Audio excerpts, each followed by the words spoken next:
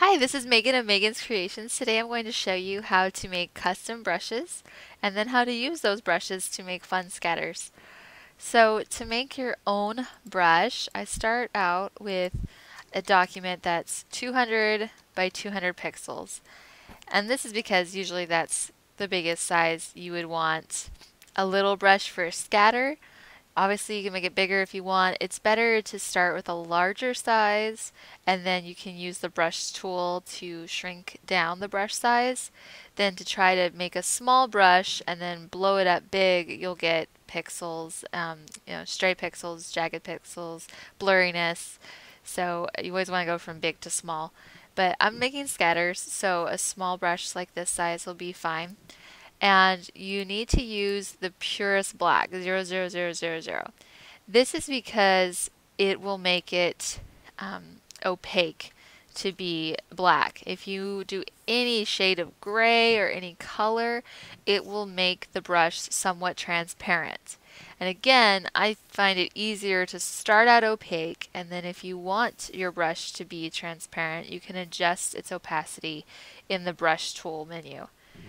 So I will start with it being pure black. And then for this one, I decided I wanted to make a star. So I am using just the basic shapes that come with Photoshop. And here's my star. I'll go ahead and try to fill the square as best as possible and center it there. And it doesn't matter if there's white space around it, that won't be a problem. And then I rasterize my shape, and now I go to Edit, Define Brush Preset, and name it whatever I want here, Star. Okay, and so now I have this as a brush. And we can go to the brush toolbar, and at the very bottom, ta-da, there will be my star brush. Now I can, I had to have a blank layer first, that's why it came up with a cross. But so this is where I was talking about that you can shrink it if you want to be smaller, but I really wouldn't recommend going bigger than what your brush was created at because it'll make it blurry. So we'll just stick with the preset, what it was. And then I'm going to open up my brush toolbar over here. And there's some fun options here. So the first one, the brush tip shape, and this again you can change the size of your brush, but spacing, this one's fun. So 0 is basically the brush will be on top of itself, or they'll make a string of the shape. 100% spaces them out so they're barely touching.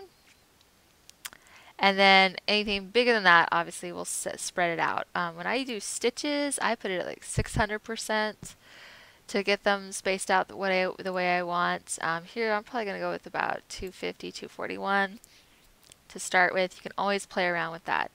Another setting I like to play with is shape dynamics.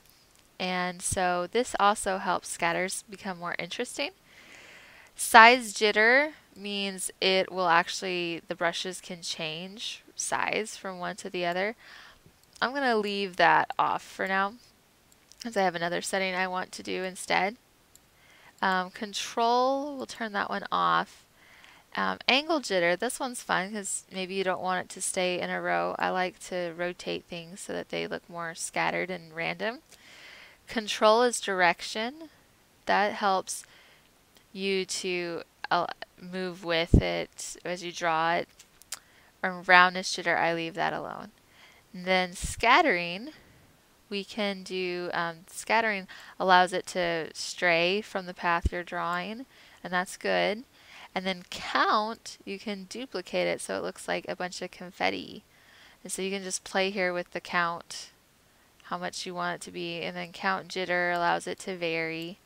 And so you can just play with these settings and then do your scatters, see what you think about it.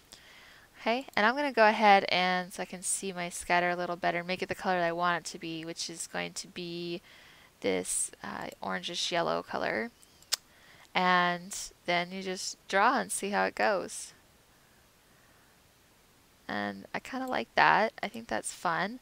And what I love about doing the scatter tools, I can just click and do a cluster It's like I click one time and I get a whole cluster of them. So then we can go into our styles and maybe get a glitter. I didn't actually install these glitters yet. Um, oh, well, yeah, I did. Okay, there they are. I did, because I'm cool like that. Okay, so orange right here, there's the glitter style that came. I usually like to make the glitters a little bit smaller. So I go into pattern overlay. I'm going to shrink it down to about 50%. It did a bevel. I don't really think I want a bevel. I'll go ahead and do a drop shadow though. And voila, we have our scatter glitterfied. I hope you found that interesting. You can just play around with the settings for scatters. Obviously, we can make these stars smaller if you'd rather have smaller ones. It's definitely fun to put glitter styles on scatters or a fun paper so it looks like paper confetti. You can play around making all kinds of different brush shapes. I saw a cute little footprint. I was like, oh, that would be awesome for, if you're just drawing footprints, and it makes it so much quicker to just make the brush and then be able to draw the footprints that you want if you know you're going to be doing a lot of footprint projects or something like that. But I do have a star. I've made myself a heart brush, and I find myself going back to them quite often. So I hope you found this tutorial helpful. If you have any questions, please post it in the comments below, and I will leave links to this kit and this template that I used in this video today, and I'll see you next time.